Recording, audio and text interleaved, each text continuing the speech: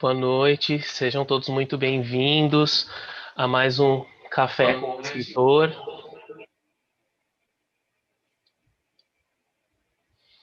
Nós estamos aqui hoje com a Cláudia Tavares Alves, escritora, tradutora. Escritor é um peso, hein? Escritor é um peso. Olha, a gente vai conversar um pouquinho sobre como a gente vê essa coisa da tradução como escrita, da escrita como tradução. E, Cláudia, sou amigo da Cláudia já há muito tempo, nos conhecemos, né, na faculdade, mas tive a grandíssima honra de conhecer o trabalho da Cláudia como tradutora, o trabalho acadêmico dela. A Cláudia está terminando o doutorado dela, defende em novembro. Nesse momento, trabalha numa tradução do italiano da Patrícia Cavalli para as edições de Jabuticaba. Também trabalha com dois blogs que têm um conteúdo maravilhoso de literatura, um de tradução, o outro que são marca-páginas de ponto virgulina, e é professora de literatura no cursinho Zilda Arnes. E, Cláudia, muito obrigado por ter aceitado o nosso convite. Fico muito feliz que você esteja aqui no Café com o Escritor. Sejam bem-vindos todos os que estão nos assistindo. A gente lembra que o projeto Café com o Escritor é um projeto parte do projeto Ruído Branco, que é realizado através do PROAC, com o apoio da Secretaria de Cultura e Economia Criativa, aceitar o nosso convite e começar perguntando para você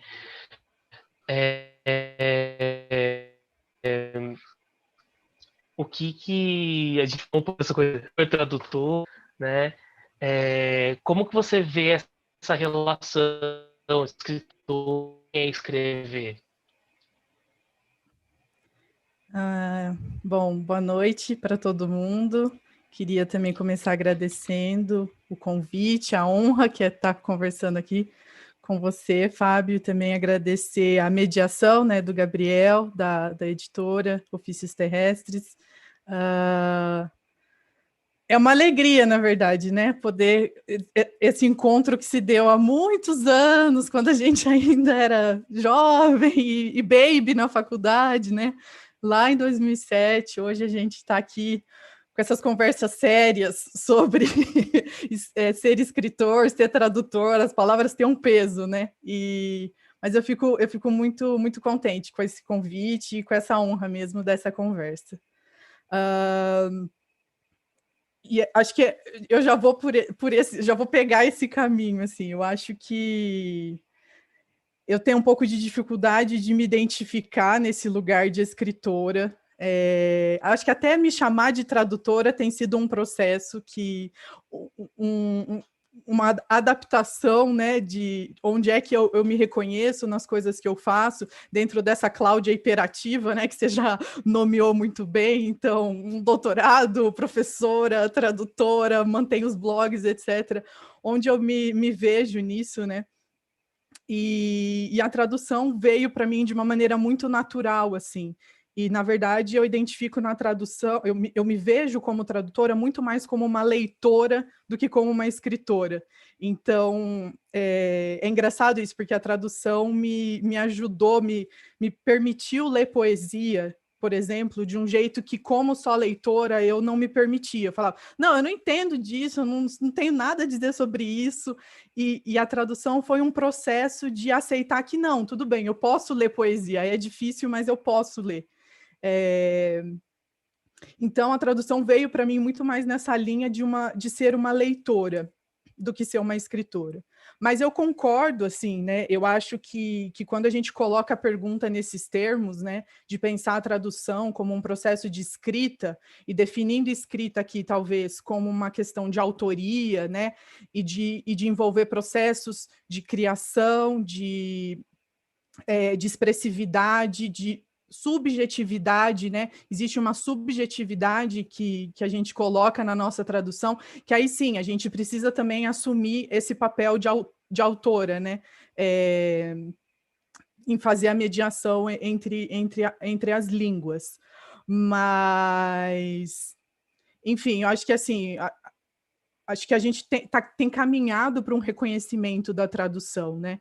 A gente não nega mais esse papel de ter uma função fundamental na língua de chegada, né? Para o tradutor, ele é quem realmente está fazendo essa mediação.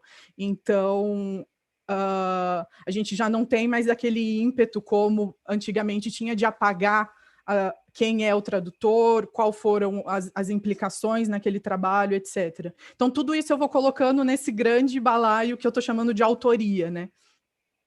E aí, pensando mesmo na questão da criação, que talvez eu atribuiria mais a parte do ser escritor, ser escritora, né?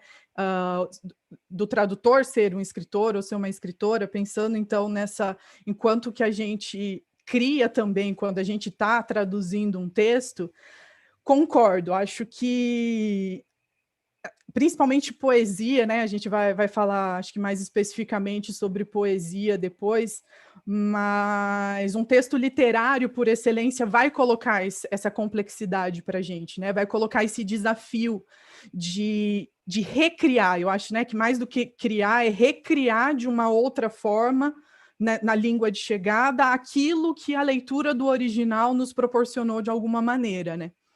E aí, nesse sentido, eu acredito que sim, existe um processo de criação, recriação, transcriação, né? Para citar aqui o Haroldo de Campos e os poetas concretos.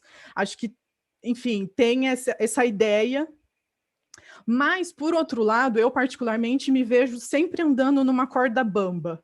Até que ponto eu, como tradutora, tenho permissão, vamos dizer assim, uma permissão, uma coisa meio velada, mas até que ponto eu posso mexer naquilo que existe uma autoria original?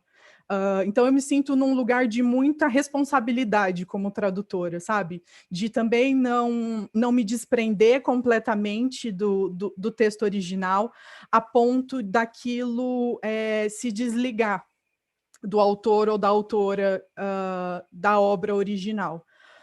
Mas pode ser também que isso seja uma coisa que eu tô aprendendo. É engraçado, assim, porque às vezes eu tô traduzindo e eu falo, ai, vou criar. Ai, agora eu vou brilhar. Chegou a minha vez. Aí eu escrevo, mas eu apago. Eu não tenho coragem de assumir essa autora, essa escritora no papel de tradutora, assim. Mas, obviamente, são exercícios, né? E trazer para o nível da consciência todos esses processos que estão acontecendo dentro da minha cabeça enquanto eu estou traduzindo alguma coisa, né? Eu poderia só passar por cima deles e não refletir sobre isso, mas eu realmente vejo a tradução como um processo, uma aprendizagem, enfim, um exercício contínuo mesmo, de me encontrar nesse lugar de traidora, tradutora, criadora, escritora, etc, etc. É muito legal a reflexão que você faz, porque quando a gente pensa até o próprio lugar do escritor, quando está olhando para a tradição, né? Quer dizer, quem sou eu? Eu sou alguém que cria alguma coisa, eu sou alguém que também recria, que retrabalha, né? E a gente entra nesse mundo da literatura com aquele mito da originalidade, que, nossa senhora, vamos ser absolutamente novos. E aí depois a gente esbarra numas frases do tipo nada é original, que a gente para, opa, peraí. Você só é muito Então acho que essa original corda quando você não bamba, lê o eu suficiente. Né? Quanto mais você lê, mais você vê que a acho que gente é não está bem criando isso. nada. Você para e fala, meu Deus, e tem algumas coisas, eu já passei por umas experiências muito engraçadas nesse sentido. Eu lembro que uma vez alguém me falou, nossa, você escreve muito parecido com. E vai acontecendo várias vezes. Da última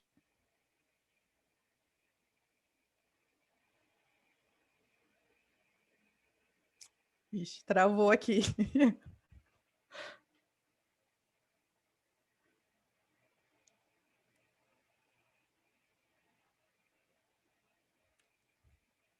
umas questões ali, quando a gente está pensando a escrita, que fazem a gente voltar para coisas que às vezes a gente nem se lembra de que a gente conheça, ou que de fato a gente não conhece, mas enfim, esbarrou pelos mesmos caminhos, né?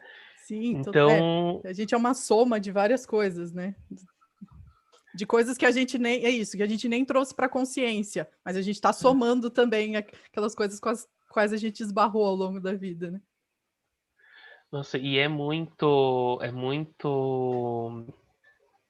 interessante pensar o quanto esse processo, quanto mais a gente toma consciência dele, mais a gente toma consciência também do fato de que a gente tem uma necessidade de. E você falou muito disso, da tradução ter te feito como leitora também.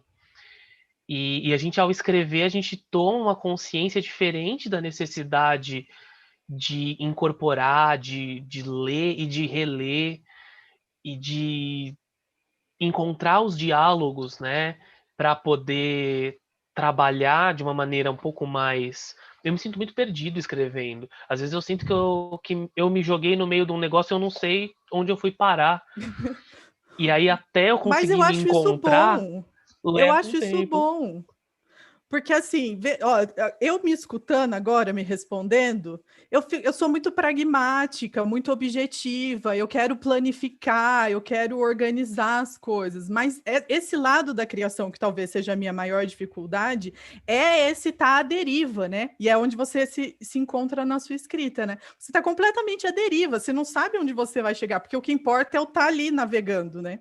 Então, eu particularmente admiro quem consegue fazer isso. Eu queria ser mais dessa pessoa, eu queria não apagar quando eu me permito criar alguma coisa. Ah, mas ó, mas essas versões você apaga nunca mais, ou você deixa guardadinho em algum lugar? Apago, apago. Não sou uma pessoa que guarda Ah, as versões anteriores. Eu tenho um documento para cada ah, coisa e eu salvo em cima.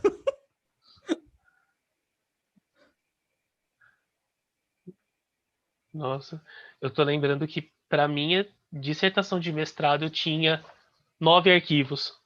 Era o rascunho 1, rascunho 2, rascunho 3, rascunho 4.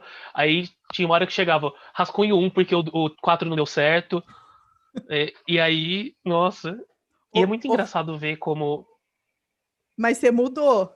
Você mudou. Você lembra na graduação? Eu nunca esqueci que você falou assim para mim uma vez. O quê? Você relê o trabalho antes de entregar? Eu não. Eu escrevo de uma vez e entrego do jeito que tá. E eu achei aquilo tão bonito, mas tão bonito, porque eu leio 500 vezes antes de entregar uma coisa. Não, mas sabe por que eu fazia isso? Por medo. Sim, E aí depois, porque eu tinha medo de reler e pensar, nossa, eu não vou entregar, vou rasgar tudo. Aí sim, entregava logo para me livrar. tá Mas aí certo. eu fui trabalhar com o meu orientador, com o Eric, né? E aí o Eric falava, vai reler. Vai reler, e vai reler de novo, e vai reler de novo. E vai. Então, e foi uma das coisas que eu mais incorporei, que eu mais aprendi. E acho que me fez também um pouco como escritor. E o Eric era um tradutorzaço, né? Então, eu não consigo pensar a minha vivência de leitura de tradução e de pensar a tradução sem passar por ele. E E dessa ele falava orientação muito. no melhor sentido, né? Não na orientação acadêmica, mas essa orientação de vida, né? que é os diálogos dos processos, né? Como cada um de nós tem os processos individuais, mas o quanto a gente aprende nos diálogos também, né? Querendo ou não, só isso aqui que a gente está fazendo, a gente já volta para os nossos trabalhos outras pessoas, né? É impressionante como meia hora, 40 minutos, uma hora de conversa transformam, assim, às vezes, aquele problema que a gente tinha para resolver, que abre, e às vezes não é imediato, é coisa assim, você tá lá fazendo, daqui a pouco você lembra, nossa, mas aquela vez a gente tava conversando e, nossa, tá aqui a solução.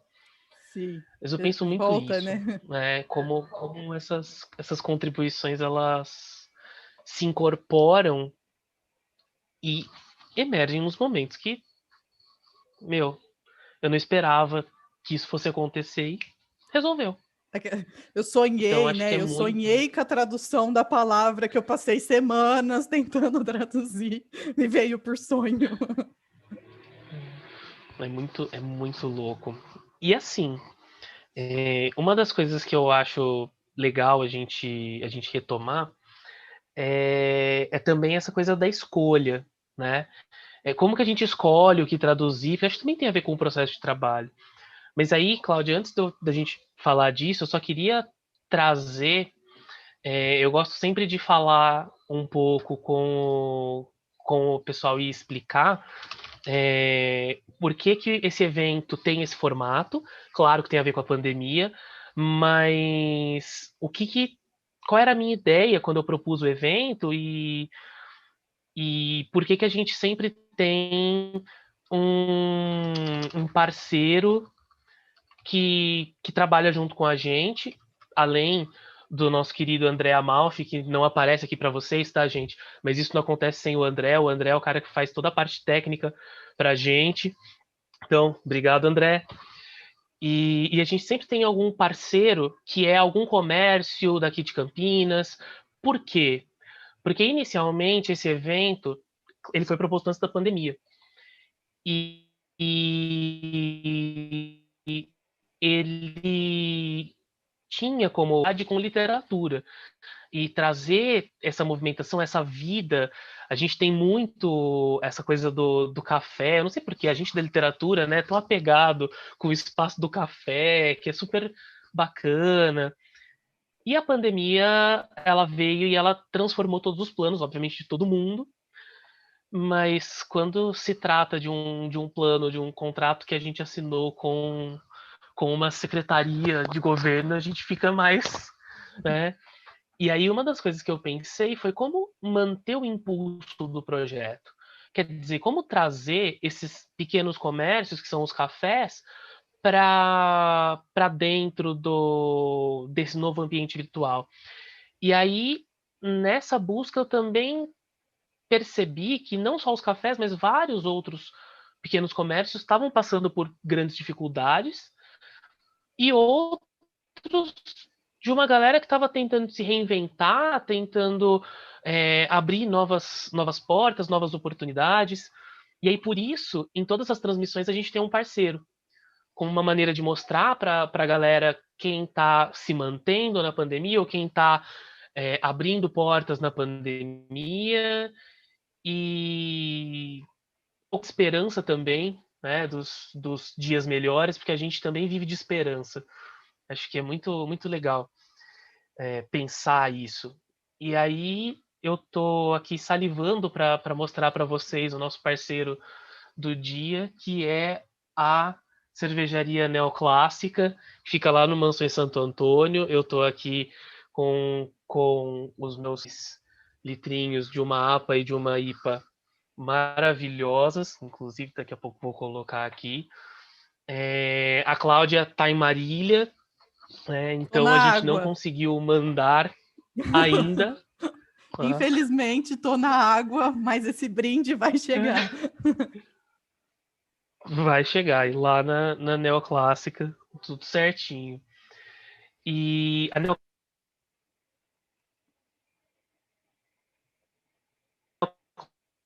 aqui com um olho na tela e o outro na outra tela para que a gente possa convidar eles, inclusive, para conversar um pouquinho com vocês. Então, estamos aqui aguardando e a qualquer momento pode ser que a gente tenha a entradinha deles aí. Claro que a gente vai fazer isso de uma maneira bem organizadinha. Mas eu vou Elegantemente, eles vão entrar. elegantemente. Mas eu vou aqui abrir uma das minhas garrafinhas. E queria perguntar para você, Cláudia, então, já que a gente estava falando do. Eu super relacionei, porque, enfim, né, a gente estava falando da tradição, de ler, e, enfim, né, esse trabalho com a tradição e o quanto o nome, né, neoclássica, É remete verdade. exatamente a isso. Muito bom. Muito bom. E Fala a aí, verdade, dentro, essa é a parceria por causa do nome, né? Não é? totalmente, escolhemos. E, gente, ó, um brinde para vocês. Saúde. Mas queria também perguntar para você, Cláudia, como que dentro dessa tradição, como que dentro dessas, desses textos que estão disponíveis, do mar de textos que a gente tem disponíveis para ler, para acessar, ainda mais no momento que a gente vive, em que a gente acessa muita coisa, a gente consegue, felizmente, né, é, acesso a textos que talvez 15 anos atrás a gente nem imaginaria conseguir. E aí eu queria perguntar para você como você escolhe o que você traduz. Como você chega na conclusão, meu, tá, é esse aqui, né? Como você chegou na Patrícia Cavalli? O que leva você para um texto? Essa, essa pergunta é bem interessante. Assim, eu estava aqui pensando, né?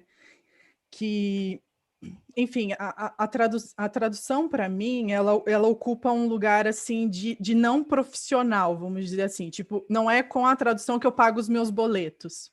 Então, eu acho que isso me dá uma certa margem para escolher coisas com base em critérios muito pessoais, afetivos, subjetivos, assim, né? Justamente junto com essa coisa dessa leitora, né? O que como leitora me atrai e que me coloca esse desafio de que eu poderia ler melhor ou ler de uma maneira mais aprofundada, traduzindo aquilo, né? Acho que a poesia, particularmente, foi a minha relação é muito essa, assim, escolher, lógico, coisas que me tocam. Acho que é uma soma de fatores, né? Coisas que me tocam pessoalmente, coisas que me colocam esse desafio de como eu posso ler isso melhor a partir da tradução. Além disso, eu acho que a questão de o que eu acho interessante circular no Brasil em língua, né, portuguesa, que não circulou ainda. E aí, na verdade, a gente divide aqui em dois ramos, né? Tem tanto coisas clássicas que não chegaram impressionantemente no Brasil até hoje, então nós, tradutores, estamos correndo atrás disso, né? De trazer esses textos que são muito bem estabelecidos em outras tradições, e eu tenho mais familiaridade com a tradição italiana, né? Então, obras muito consolidadas, autores, tem autores que não tem nada traduzido no Brasil ainda. Paralelamente com esse trabalho com a literatura contemporânea, né? E a Patrícia Cavalli, eu coloco ela entre esses dois lugares. Ela é uma poeta contemporânea, ela está viva ainda, mas ela já tem um lugar muito estabelecido na poesia italiana. Impressionantemente, ela não chegou, né, ao Brasil até agora. E aí, nesse sentido, a afinidade é muito grande com a Edições Jabuticaba, que tem feito esse trabalho com vários poetas, várias poetas, que já têm seu lugar e que não chegaram ao Brasil ainda. Então, tem também esse trabalho, esse engajamento num outro sentido, né? Mas eu volto assim, acho que por eu não ser uma tradutora profissional, né, que eu não dependo disso por enquanto para me manter financeiramente, eu me permito traduzir coisas que eu gosto, que enfim, me despertam para coisas que me interessam pessoalmente, assim. Por outro lado, textos assim, numa pegada mais crítica literária ou teoria literária, etc. Aí eu vejo mais, e aí coisas que eu circulo mais em revistas acadêmicas ou no próprio blog, aí eu vejo mais essa coisa de colocar em circulação esses textos que também me interessam, né? Tem sempre esse fator pessoal, me interessam, mas que eu acho que podem movimentar os diálogos, né? Que podem as discussões, etc., podem contribuir. E aí eu tento, então, traduzir também e achar um lugar para publicar, para que eles fiquem disponíveis, né? Por exemplo, na minha tese, eu cometi essa loucura, assim, eu traduzi tudo. A minha tese, então, é sobre literatura italiana, toda a minha bagagem, né, as interlocuções, as críticas, etc., tudo em italiano. E eu traduzi tudo, assim, porque eu acho que isso seria um fator determinante para que a minha pesquisa pudesse dialogar com outras pessoas, né? Não necessariamente especialistas, mas também as especialistas que não necessariamente têm obrigação de ler italiano, né? Então, traduzir tudo, tem milhares de notas de rodapé, mas achei importante, justamente por isso. Eu acho que a tradução faz essa ponte, né? Permite os textos circular. Perfeito, Cláudia. É muito legal ver esse seu processo, né? E você falando dessas duas pontas, da ponta de um lado, que é essa do clássico, né? O que não está disponível aqui? O que a gente precisa trazer?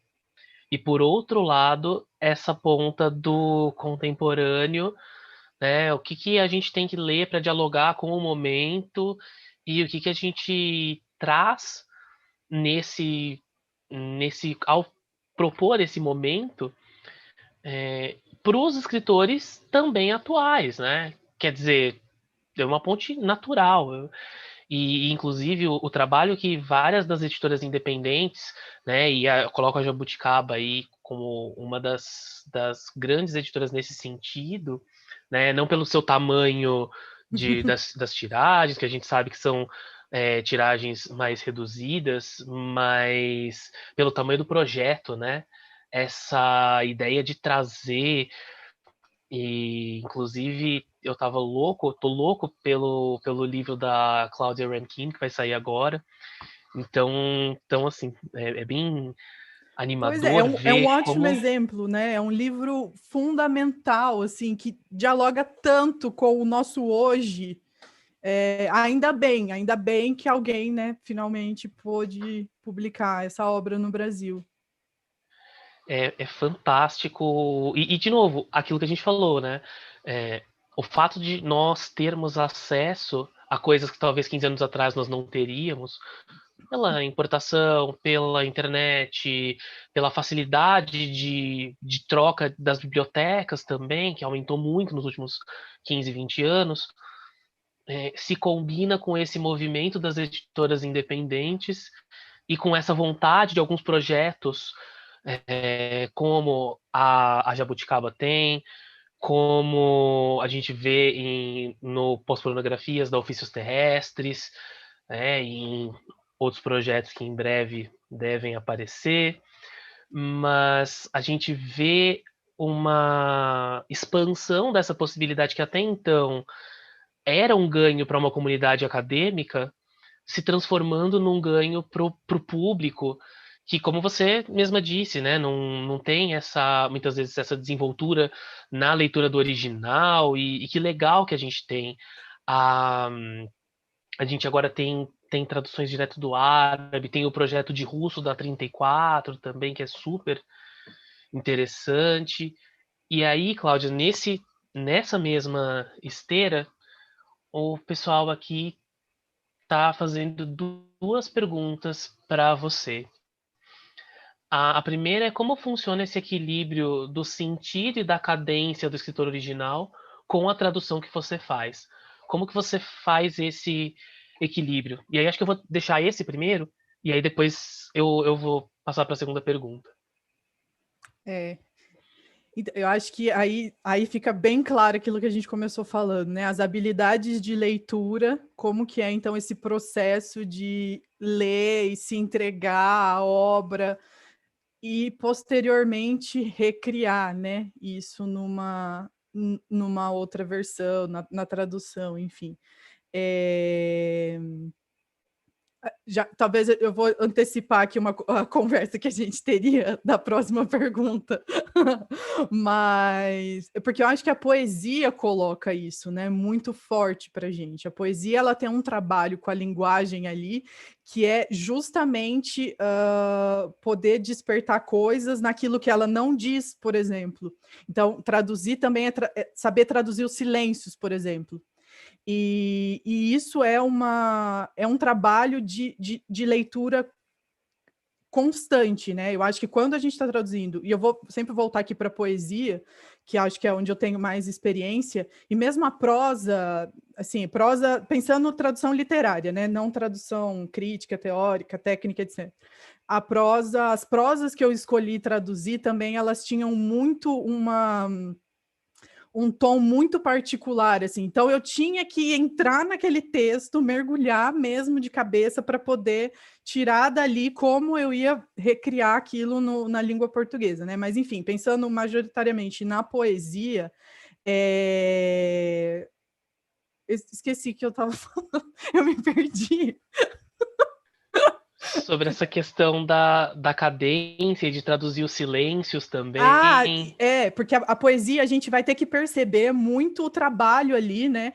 Com a linguagem, com a sonoridade. A Patrícia Cavalli, por exemplo, ela me coloca um desafio da oralidade. Só que é uma oralidade porque ela tem uma facilidade muito grande com textos dramáticos. Então, ela traduziu, escreveu peças de teatro, ela domina muito bem a oralidade, traz isso para a poesia contemporânea, que a gente sabe que, ok, tá, faz parte né, é um dos aspectos recorrentes da poesia contemporânea, mas ela faz isso de uma maneira muito poética em termos assim da forma poética, da estética poética. Então, rimas internas, o ritmo, onde ela quebra o verso.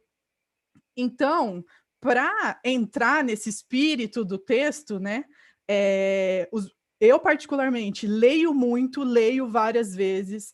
É fundamental na tradução de poesia, para mim, ler em voz alta, tanto o original, eu fico que nem uma maluca na rua às vezes. Agora não, porque eu não saio de casa desde março, né? Mas assim, eu sou aquela pessoa maluca que fica declamando poesia no meio da rua. E a tradução, porque eu acho que aí, com a voz, né, em voz alta, eu consigo escutar isso que antes só estava dentro da minha cabeça, né?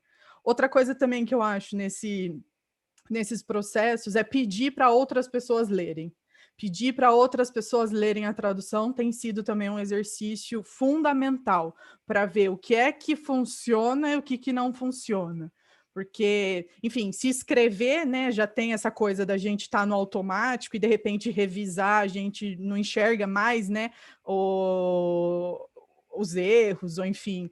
Imagina traduzir, né? Então a gente está muito imerso ali no trabalho, está muito debruçado naquilo. Então a leitura de fora ajuda muito, né? Tanto a leitura do falante nativo da língua estrangeira, porque ali ele pode precisar algumas coisas que talvez eu, como uma não nativa, não perceba, mas os falantes de língua portuguesa, né? Aqueles que vão direto na tradução e vão me dizer, olha, isso aqui tá truncado, isso aqui não funciona, isso aqui não diz nada para mim. E ali eu vou, então, fazer o trabalho mesmo de orives da palavra e ficar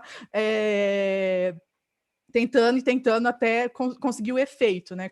Acho que a tradução de poesia me leva muito para essa ideia de efeito, não só o efeito de sentido, de significado, né? Mas o efeito, o que é que isso vai despertar em você? Que seja, em alguma medida, o que despertou em mim como leitora quando eu li aquilo na língua original, né? Não sei se eu respondi, mas acho que é isso. Acho que seu microfone está desligado. Juliana, qualquer coisa, você que fez a pergunta, manda pra gente, por favor, se você quiser perguntar mais alguma coisa, obrigado. E eu me embanando todo com esse negócio do microfone. É Não, impressionante. mas Não essa é a tem uma frase vez que eu mais não. dita. Essa é a frase mais dita da pandemia. O seu microfone está desligado. É um clássico. Eu nas aulas. Vocês estão me ouvindo, gente? Tá tudo bem? Vocês estão me ouvindo? Não, Tá quem tudo dá bem? aula sabe. Quem dá aula sabe. É um clássico. E aí, Cláudia, outra pergunta que aparece aqui, feita pelo Richard Sanches, é, o que você acha sobre a simplificação do texto durante a tradução?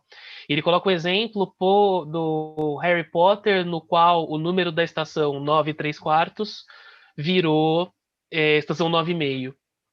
Então, o que você acha desse processo? Como você vê isso? Olha, esse caso especificamente eu não conhecia. E aí eu não entendo. Se alguém quiser me explicar por que que simplificaram, sendo um número. Qual era a ideia nesse processo? Não sei mesmo. Não sei quem traduziu Olha, também, nem, eu, mas eu acho que jamais saberemos, jamais porque um 3 saberemos, né? quartos virou meia, É. né? Não, É, mas aí já me vem a blogueira que eu já quero entrevistar a pessoa que traduziu Harry Potter para saber por que é que fez essa adaptação. Eu vou até o fim agora para ter essa informação. Não, tô brincando. Pois é, essa coisa, a palavra simplificar, né, carrega muita coisa, né? Sei lá, tem gente querendo simplificar Machado de Assis porque acha que os leitores, as crianças, os jovens brasileiros não vão entender porque foi um livro escrito no século XIX, sei lá. Eu acho subestimar, assim, a ideia de simplificar um texto, acho subestimar o leitor, enfim. Mas eu entendo a ideia de adaptações, né? Aquilo que talvez, nessa ideia de novo, né, de produção de sentidos, talvez determinadas coisas não fariam o menor sentido em português, mas a gente tem ali, às vezes, uma sacada, né? De tipo, isso aqui pode ser. Aí talvez eu concorde mais, aceito mais, acho que não consigo lembrar de algum caso específico em que eu mesma tenha feito isso, mas provavelmente já fiz também. Não acho tão estranho a ideia de adaptação para tornar o texto mais palatável, né, mais compreensível na língua de chegada, acho que sim. Mas simplificar, apagando todas as complexidades, as nuances, ou a ideia dos termos, eles estão muito ligados ao espaço e ao tempo em que eles foram escritos também, né? Então, isso eu acho que traz uma responsabilidade para o tradutor de não apagar isso também, né? Para o blog Marca Páginas, eu entrevistei a Flora, que foi a tradutora do Brás Cubas para o inglês, e que teve toda uma notoriedade recentemente, né? Porque foi um evento, né? O lançamento do livro nos Estados Unidos, e vendeu super bem, etc, etc. E a Flora teve esse cuidado de, por exemplo, para traduzir Machado de Assis, ir atrás de dicionários, tanto em português quanto em inglês, da época em que o livro foi escrito, para que também a gente não faça, né, essa passagem direta para 2020 sem ter um cuidado. Acho que era isso que eu estava querendo dizer com a responsabilidade, né? A responsabilidade do tradutor em respeitar o texto. Acho que a gente tem que respeitar o texto, respeitar a autoria original daquele texto, né? É um pacto mesmo que a gente estabelece. Eu, particularmente, sou dessa opinião. Enfim. acho que eu também vou bem para esse lado. E tem. O Richard está explicando aqui pra gente que numa entrevista a tradutora disse que a simplificação aconteceu devido ao fato dela entender que isso era mais palatável pro público-alvo, que era infanto-juvenil. Então, que a maioria dos leitores teria estranheza com a fração. E Gente, aí eu fico fração é pensando, uma coisa que a gente aprende na aula de né? matemática do ensino fundamental. Nem vem, nem É, vem. exatamente. Então eu fico pensando quanto, né, disso entra isso que você falou, né? Quer dizer, um pouco de subestimar o público que tá recebendo, né? Não sei, acho que eu veria por esse lado também. Sim, acho que E, sim. A explicação não me convenceu, pelo menos. Não é, sei. e aí, para mim, eu lembro, eu participei de uma experiência há algum tempo que foi, e graças à pandemia, a pandemia trouxe algumas coisas muito legais, né?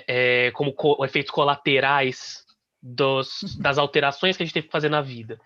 Sim. Por exemplo, tem um grupo de tradução de literatura brasileira contemporânea que se reúne em Londres. E Eu o vi Brazilian Translation Club. isso! Eu vi, achei você chiquérrimo. Nossa, foi um negócio assim super. Porque eles se reúnem pessoalmente, inclusive tomando vinho tal, e é uma coisa assim Do muito. café ao vinho, hein? Do café ao É, vinho, Fábio. Atenção! e- O café é dos literatos, o vinho é dos tradutores.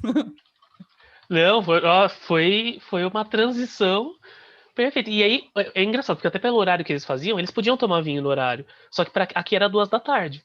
Aí eu me Ficavam sentia meio estranhos. desconfortável de tomar o vinho 2 da tarde, assim, não, melhor ficar com cafezinho. Até porque depois tinha corrigir prova, né? A vida continua. E aí eu traduzi o conto da Carla Bessa. Gente, que escritora. A Carla Bessa, fantástica. E aí eu vou falar um pouquinho dos desafios que eu tive, mas antes queria que vocês conhecessem o Maradona, que vai falar um pouquinho sobre a neoclássica aqui pra gente. Vamos ver se eu conseguir fazer a passagem da tecnologia do Zoom. Maradona, tudo Fala, bem? você tá bom, meu querido? Bem, e Bem, você? tudo bem? Tô bem também. Estamos aqui, ó, no barzinho. Obrigado, viu? Que é isso? Espero que esteja gostando aí. Uma delícia. Então, cara, a gente tá aqui, ó, barzinho neoclássica, aqui, ó, só para vocês terem uma ideia mais ou menos de como é. Estamos aqui, as nossas 9 torneiras. Estamos na Hermanotino Coelho, 551, num mallzinho aqui, ó, super agradável, tem uma galera, tem um gramadinho, bem legal, cara. Estamos esperando você aqui. Eu, Esperando. eu espero poder logo, logo estar aí, mas sempre, enquanto eu não estar, tá, vou continuar apreciando de casa Ah, a nesse, gente vai nesse mandando para esquema. você. Perfeito. Ó, essa pegada do nome, né, meu? É legal, neoclássico, cara. Quando vem a galera da literatura aqui, eles relacionam com o neoclassicismo. Aí quando vem a galera sei lá, do marketing, os caras falam, eu não sei o que do neoclássico. Cada um tem uma ideia, né, do nosso nome. E, na Arrasou. A verdade... gente, Hã? a gente inclusive, já puxou aqui para nossa conversa sobre tradução e já falamos, então também entramos no É, clima. a ideia do nosso neoclássico é que a gente pega estilos já conhecidos de cerveja, né? Estilos já clássicos, e a gente faz uma releitura. Então a gente dá uma pegada um pouquinho moderna aí para os estilos mais Entendeu clássicos. tudo, Maradona. Você entendeu tudo o papo que nós Viu? estamos tendo aqui. A ideia é reler mesmo. Essa era a ideia, essa é a ideia. E E aí trazer pegamos esse nome. personalidade para a cerveja. Exato. A gente tenta passar personalidade nossa para uma coisa que é milenar, né? Muito antiga já. Então não é que a gente invente alguma coisa, mas a gente dá uma repaginada aí. Mas é a ideia, Cazé. Estamos aqui na luta. Que bom que vocês gostaram. Vocês não, né? Porque eu estou devendo ainda a cerveja para alguém que está longe. Não consegui mandar para Marília. Mas vai ser cobrado, viu? Cerveja, pode deixar que eu não esqueço, não. Outras coisas eu podia esquecer, mas cerveja eu não esqueço, não. Legal, pode vir, a gente está esperando. Qualquer coisa, liga, a gente manda também. Valeu. Aí, valeu, gente, demais aí. Sucesso para vocês. Casé na nova empreitada aí, sucesso absoluto também. Preciso ler seu livro, Casé. Não li.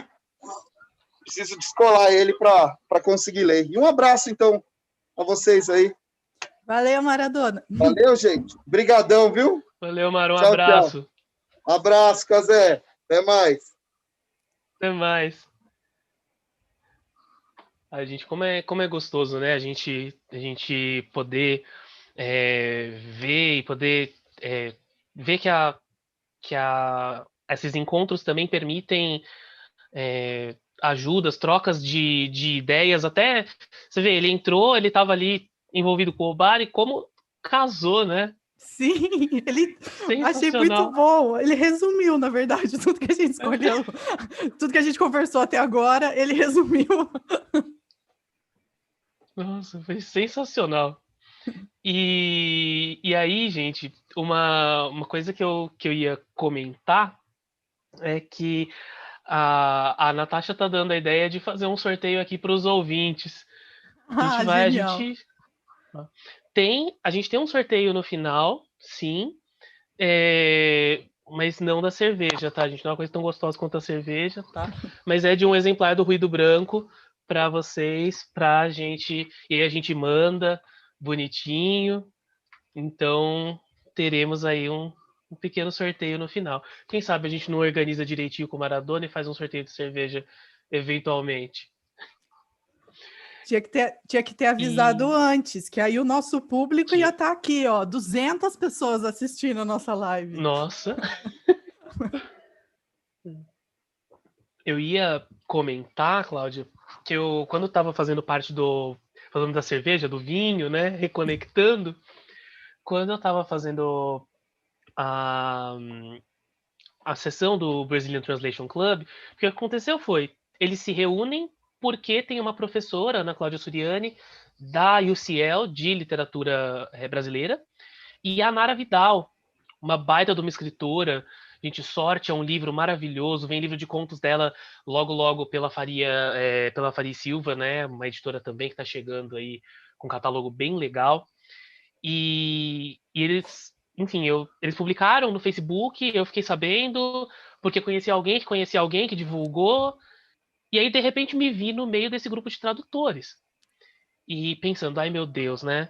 E chegou no final da primeira sessão, que é uma troca, eles mandam alguns trechinhos, a gente conversa sobre esses trechinhos, e no meio disso eles falaram, a gente precisa de gente para traduzir o próximo conto.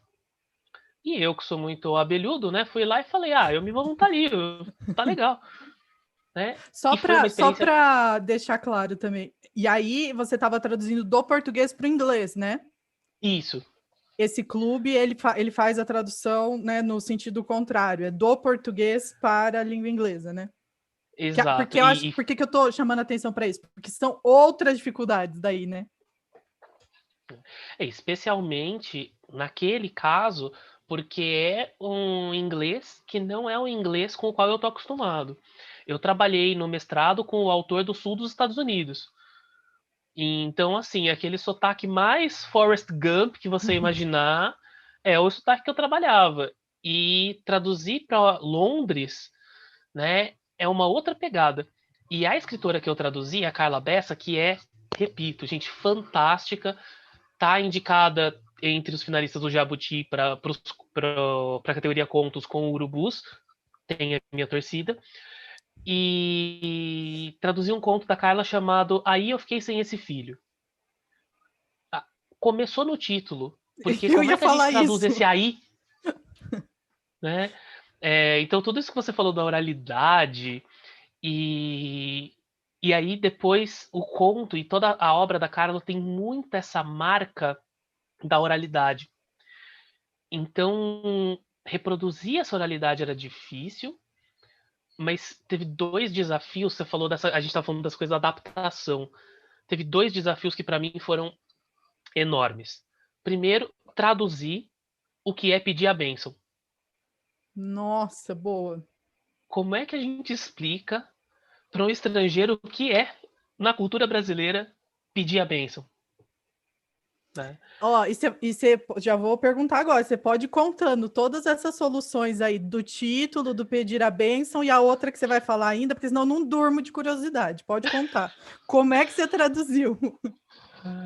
Ó, primeiro convidar vocês a procurar o conto, depois eu posso deixar o link aqui no canal. O conto está publicado, vai ser publicado num número, as traduções vão ser publicadas junto com os originais num número da revista Corpus.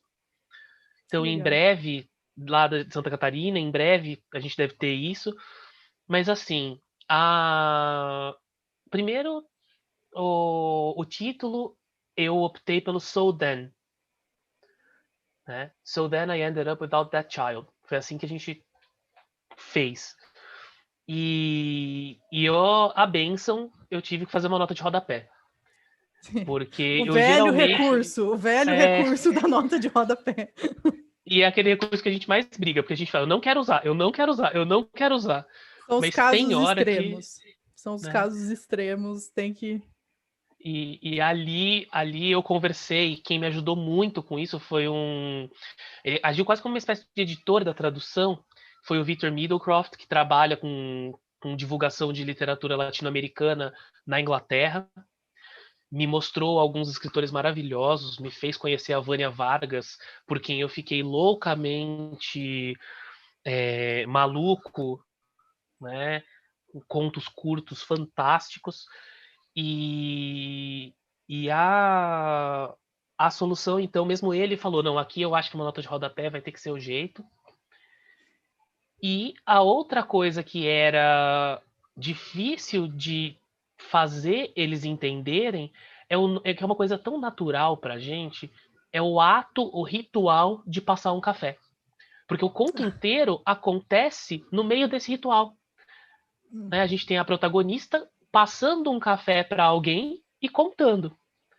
E aí, como é que você vai colocar esse ritual do passar o café com todos os seus detalhezinhos? Filtro, funil, a garrafa térmica e o tipo de garrafa térmica que a gente está pensando. E aí, essa foi uma das discussões. Quer dizer, eles falavam muito, não, aqui na Inglaterra é a Thermos, né? Uhum. Mas a Thermos, ela dá outra ideia. E aí a gente ficou procurando foto de garrafa térmica e mostrando o que é isso aqui em Londres? E o que é isso aqui? E essa? E aí a autora, e é uma experiência fantástica, você traduzir algo e a autora tá junto. E ainda mais porque a autora também é tradutora. A Carla mora na Alemanha e traduz literatura alemã para o português. Né? Traduziu Christa Wolf, traduziu e muito bem. E ela discutia com a gente, mas ela falava: eu não sou tradutora para o inglês, então. Mas tenho a impressão de que, e sempre de uma maneira muito.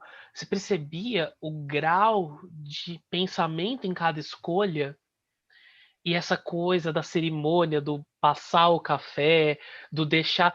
A gente tem esse. Pra gente, você fala de passar cafezinho, né? Eu acho que vem infância, vem cheiro, Então, vem. eu tava pensando muito nisso, assim, porque é sempre lembrar que uma língua é um mundo, é uma cultura, e quanto a gente tá nesse jogo, né? E aqui, particularmente, o desafio, né? Se eu me sinto responsável em não apagar isso do italiano para o português, é você que conhece esse cheiro, esse, né?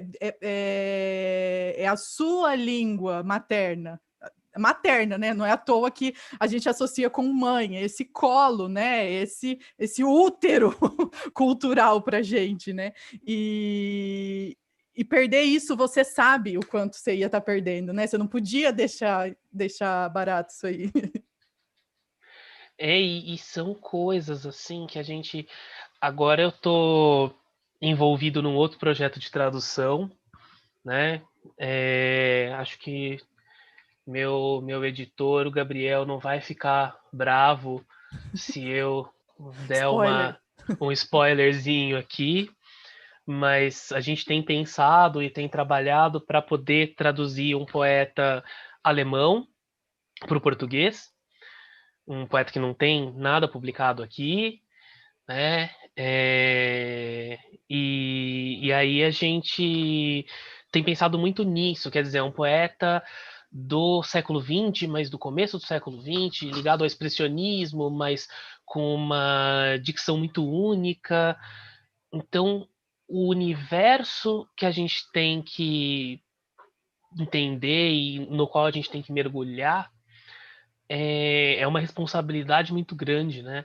E as primeiras versões das traduções eu olhava e falava, não, mas eu tô mutilando ele, pelo amor de Deus, não, não é isso.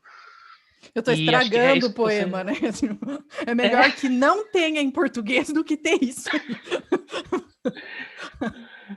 Não, a gente fica muito, né? A gente sente esse peso mas no final acho que é algo que, como você falou, né?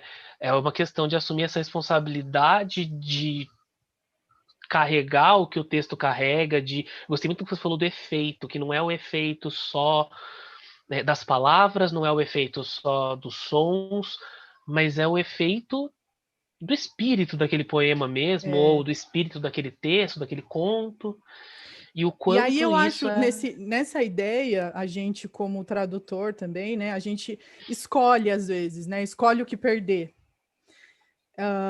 Mas nessa ideia de recriar o efeito, né, do poema, a gente escolhe o que perder, mas a gente pode daí compensar em outro lugar. Eu acho que a passagem das línguas permite isso, né? Não necessariamente só perde. A gente aí sim, eu acho que o tradutor é um autor, né? Um escritor. Ele pode recriar isso em outros lugares, né? Perfeito. Cláudia, a gente está chegando no fim. Queria te agradecer demais. Nem de É, passar, gente, nem de eu passar. também fiquei, nossa, super. Cláudia, muito, muito obrigado. Você Obrigada a tinha você. comentado isso lá, né, no comecinho da sua fala, e a gente sai desse café com o escritor diferente. Eu vou sair diferente para as minhas traduções, para minha escrita, com certeza.